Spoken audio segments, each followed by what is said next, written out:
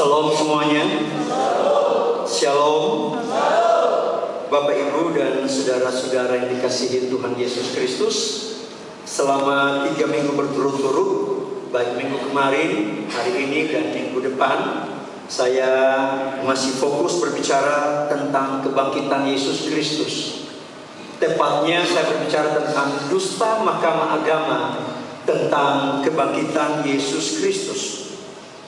Bapak, Ibu, dan saudara-saudara yang dikasihi Tuhan Yesus Kristus, berbicara hal kebangkitan di dalam kebaktian Persakaria pada Kamis kemarin di rumahnya Bapak Carlos Kana, dan juga di dalam kebaktian rumah tangga Selasa kemarin di keluarga besar sektor 12, saya berbicara tentang pentingnya kebangkitan Kristus.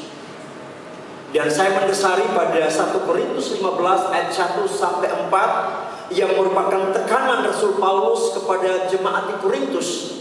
Dia berbicara tentang 2 hal yang sangat penting. Yang pertama bicara tentang kematian Kristus, dan yang kedua bicara tentang kebangkitan Kristus. Dan kebangkitan Kristus ini menjadi bernilai penting tidak terlepas dari peristiwa kematian itu sendiri. Dan peristiwa kematian itu sendiri tidak menjadi berarti tanpa peristiwa kebangkitan itu sendiri. Karena itu Bapak, Ibu, saudara-saudara yang dikasihi Tuhan Yesus Kristus, pada minggu kemarin saya sampaikan dari bagian firman Tuhan yang sama, yaitu dari 1 Korintus pasal 15, ada 2 ayat penting yang ditekankan oleh Paulus, yaitu pada ayat 14 dan juga pada ayat 17. Dan dari 2 ayat ini Paulus bicara tentang 3 hal penting tentang kebangkitan Kristus. Jika Kristus tidak dibangkitkan, maka bagi Paulus sia-sialah pemberitaan kami. Jika Kristus tidak dibangkitkan, maka yang kedua, sia-sia juga kepercayaan kamu. Dan jika Kristus tidak dibangkitkan, maka kita masih hidup di dalam dosa. Karena itu di dalam kekristenan peristiwa kebangkitan Kristus menjadi peristiwa yang sangat penting sekali. Karena itulah tidak sedikit pihak-pihak yang berusaha untuk mau memutarbalikkan fakta kebangkitan Kristus itu sendiri. Karena kebangkitan Kristus menjadi fondasi di dalam kehidupan percaya orang-orang Kristen. Bapak, Ibu, dan saudara-saudara yang dikasihi Tuhan Yesus Kristus, dan sehubungan dengan adanya begitu banyak pihak yang berusaha memutarbalikkan fakta kebangkitan Kristus ini, maka hal itu datang bukan saja dari kalangan eksternal, dari orang-orang di luar Kristen, tetapi itu juga datang dari serangan-serangan orang Kristen itu sendiri yang berusaha untuk memutarbalikkan fakta kebangkitan Kristus itu sendiri. Dan Matius mencatat hal ini telah terjadi bukan saja pada masa-masa kekinian, tetapi telah terjadi pada masa sesaat setelah Yesus bangkit dari kematian itu sendiri.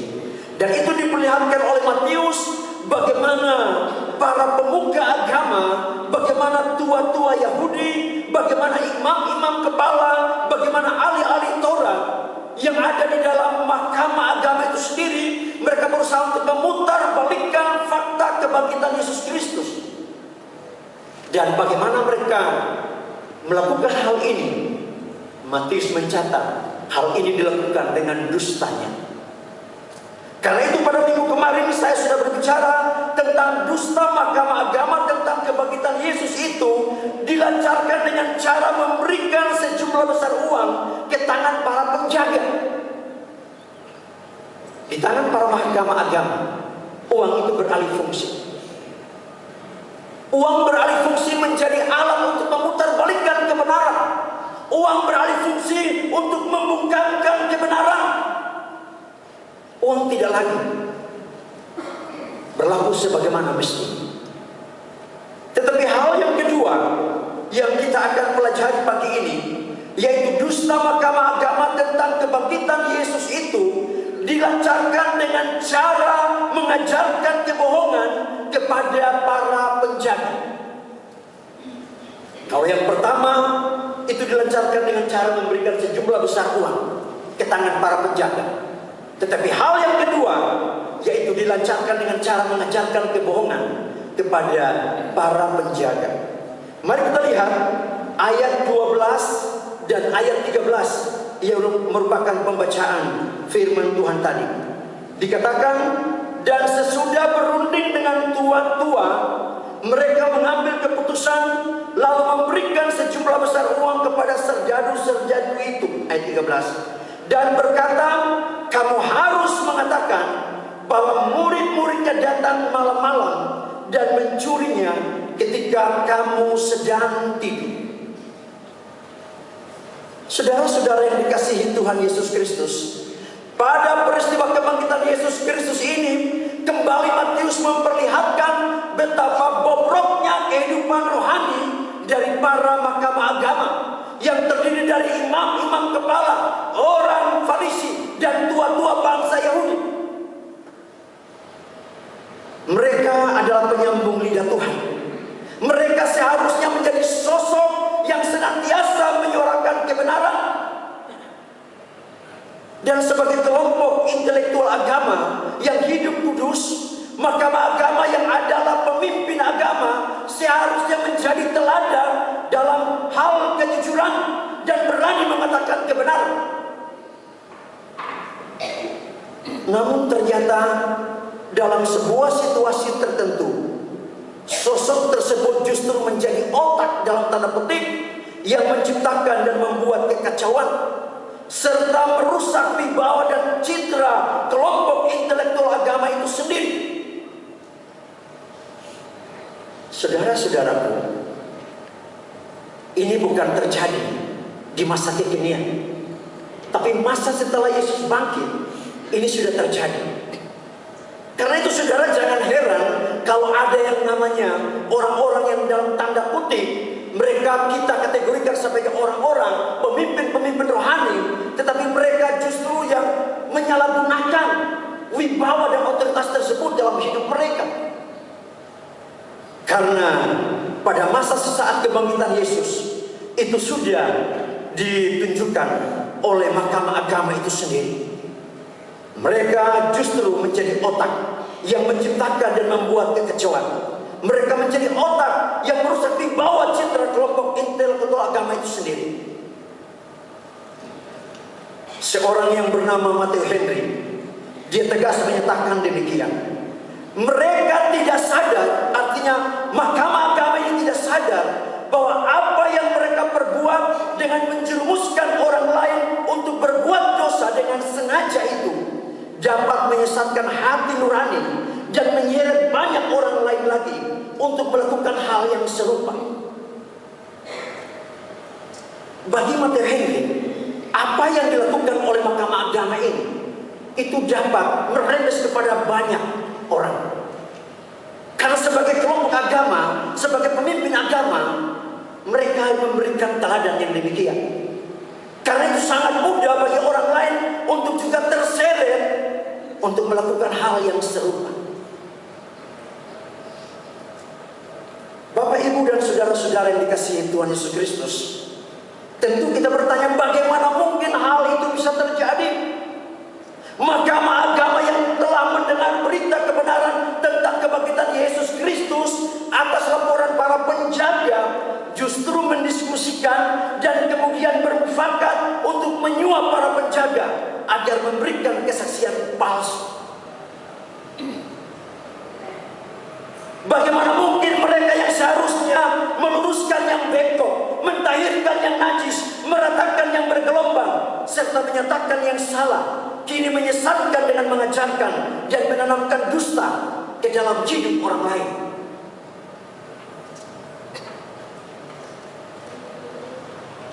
Bagaimana mungkin para imam kepala, para ahli Taurat, orang Farisi dan tua-tua Yahudi dapat berbuat kejahatan besar dengan menyusun tatanan kalimat kebohongan dan menaruhnya ke dalam mulut para penjaga hanya untuk menentang ajaran kebenaran mengenai kebangkitan Yesus Kristus.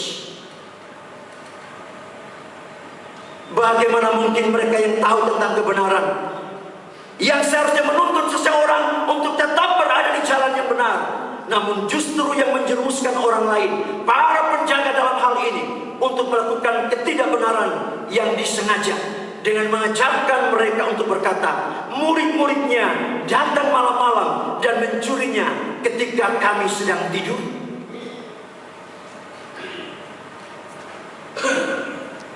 Saudara, ketika saya merenungkan firman Tuhan ini juga, saya juga mempertanyakan hal yang sama. Sama seperti sejumlah pertanyaan yang saya ajukan pagi ini. Kok bisa seperti itu ya? Bagaimana mungkin para pemuka agama? Bagaimana mungkin para intelektual agama?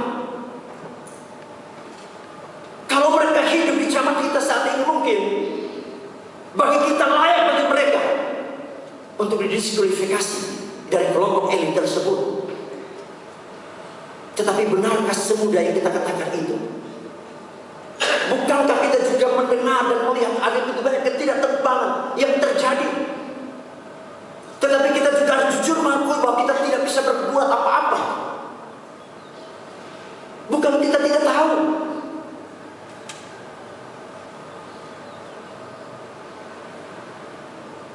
Bapak, Ibu, dan saudara-saudara yang dikasihi Tuhan Yesus Kristus, kebohongan yang diajarkan oleh mahkamah agama bahwa murid-murid Yesus datang malam-malam mencuri mayat Yesus ketika para penjaga sedang tertidur sungguh konyol dan tidak masuk akal. Kenapa? Ada beberapa alasan yang saya dapat berikan dari pandangan seorang apologet Kristen yang cukup terkenal, Pendeta Budi Asari. Pendeta Budi Asari bilang begini, dia bilang itu sungguh konyol dan tidak masuk di akal. Hal yang diajarkan oleh mahkamah agama dan ditaruh ke mulut para penjaga saat itu. Yang pertama, menurut beliau, penjaga-penjaga ada banyak. Karena penjaga-penjaga ada banyak, tidak mungkin semuanya tertidur. Mengapa? Karena pada zaman itu kalau penjaga tertidur dan seorang yang diberikan tanggung jawab untuk menjaga tahanan itu, dan tahanan itu melarikan diri, maka konsekuensinya penjaga itu yang akan dibunuh.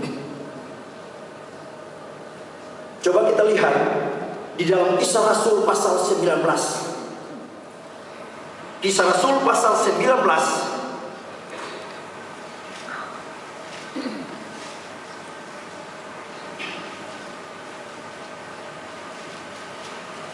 Kisah Rasul pasal 12 ayat 19. Di situ dicatat demikian.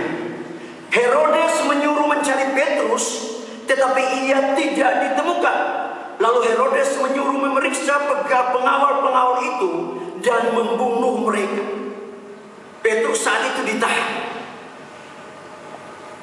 Dan dengan pertolongan Tuhan, Petrus akhirnya dia terlepas.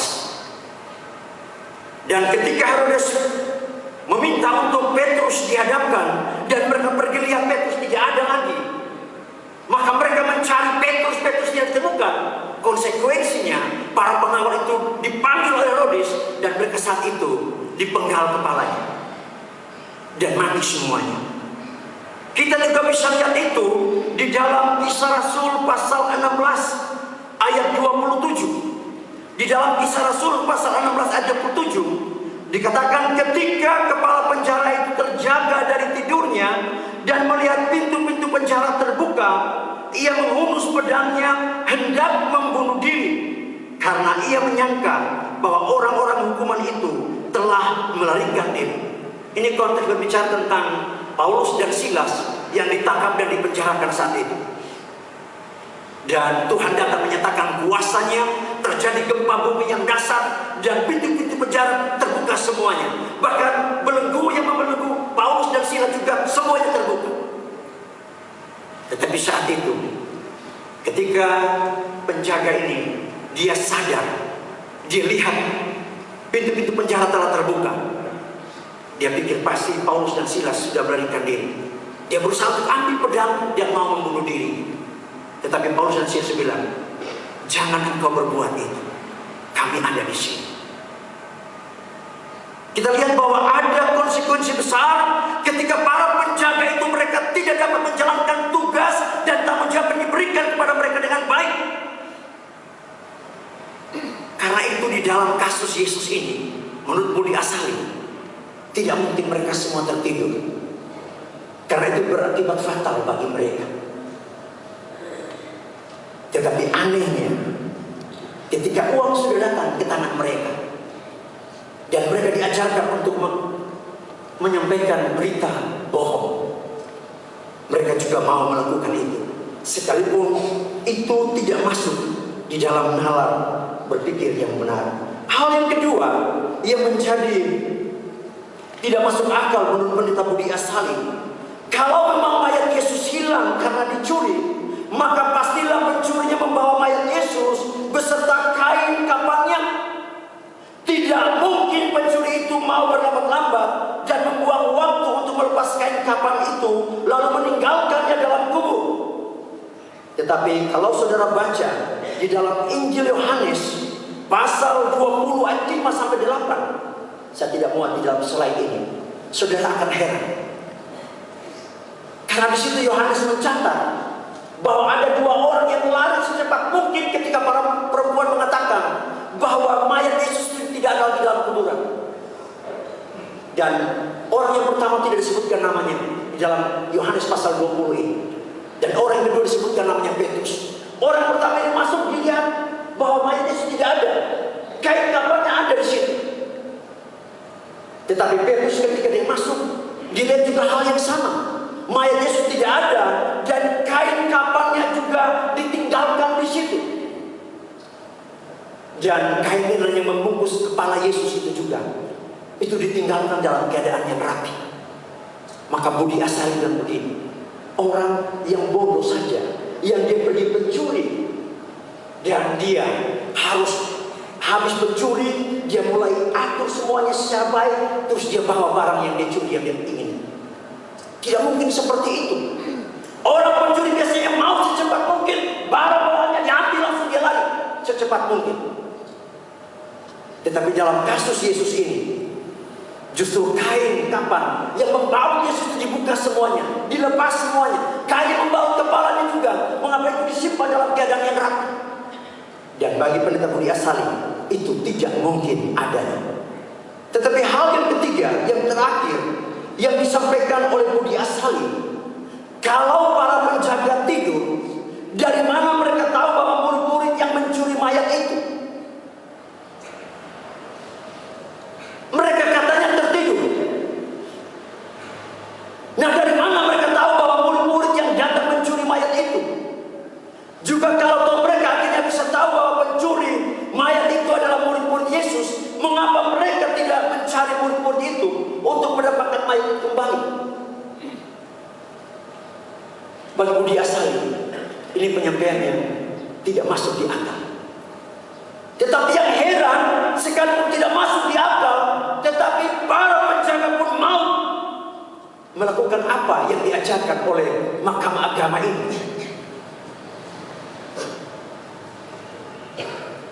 Karena itu saudara-saudaraku, meskipun cerita ini disebar luaskan nyata kemustahilannya, namun para penjaga tetap berbuat seperti yang dipesankan.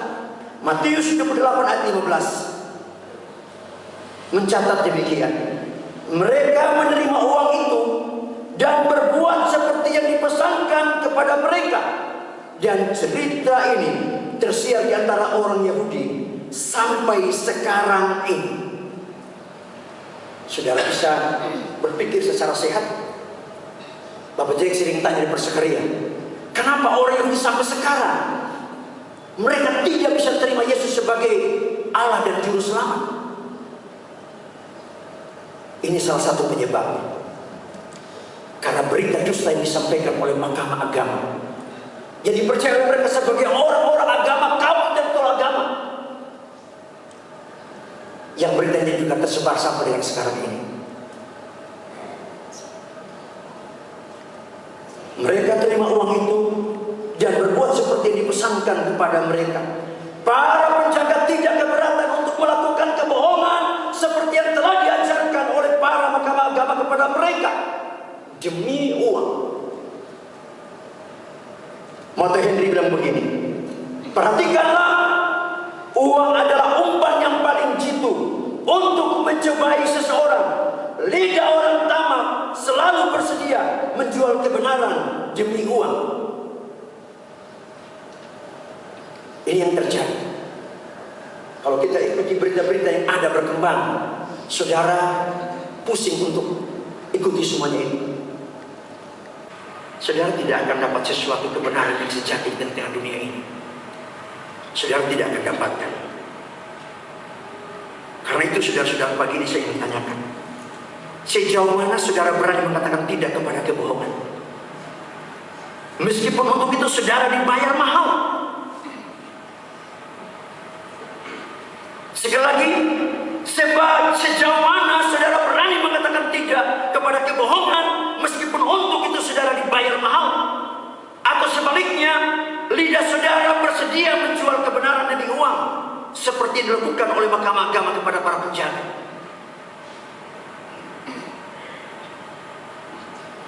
Saudara bisa saat ini mengatakan, saya tidak akan mungkin bersikap seperti para penjaga. Itu tidak mungkin. Saya tidak minta jawaban saudara. Saya minta kepada Bapak Ibu jemaat Tuhan, berdoa untuk diri kita masing-masing. Karena apa yang terjadi dialami oleh para penjaga, sangat mungkin itu akan datang ke dalam hidup kita. Kita bisa untuk memutarbalikkan kebenaran hanya oleh karena dalam tanda petik ada orang-orang dengan jabatan-jabatan tertentu yang bagi kita dia dapat melindungi kita. Dia menjadi akses kita. Kita tidak akan ada apa-apa. Dan inilah para penjaga yang kita akan pelajari pada minggu depan. Bagaimana mereka berani mau melakukan semuanya ini, karena ada jaminan bagi mereka. Biar melalui kebenaran firman Tuhan ini, kita sungguh-sungguh ditolong oleh Tuhan di dalam hidup ini, sehingga benar-benar kita tidak bersikap seperti para mahkamah agama. Mereka dapat membungkamkan mulut daripada para penjaga. Tetapi ingat, pada pengadilan akhir nanti, saudara tidak bisa membungkamkan mulut daripada Tuhan kita sebagai hakim yang adil. Amin. Kita tidak bisa. Kebenaran akan tetap keluar sebagai kebenaran, dan dosa tetap akan tampil sebagai sebuah dosa. Tidak ada kompromi pada pengadilan akhir. Kalau mahkamah agama mereka pikir mereka bisa selamatkan diri mereka, mereka bisa tertolong dengan membungkam para penjaga. Tetapi mereka lupa bahwa ada satu pribadi yang tidak dapat mereka bungkamkan dengan cara apapun.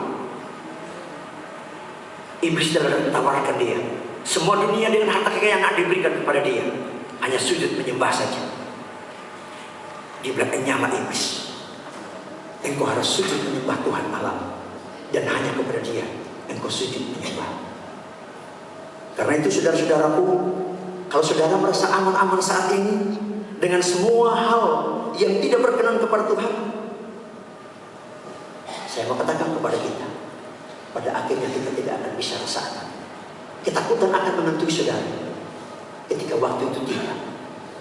Karena itu pagi ini mari kita sungguh-sungguh berhenti dengan semua hal yang tidak benar, dan jalankanlah kebenaran yang sesungguhnya di dalam kehidupan kita. Tuhan memberkati kita melalui firman-Nya. Amin.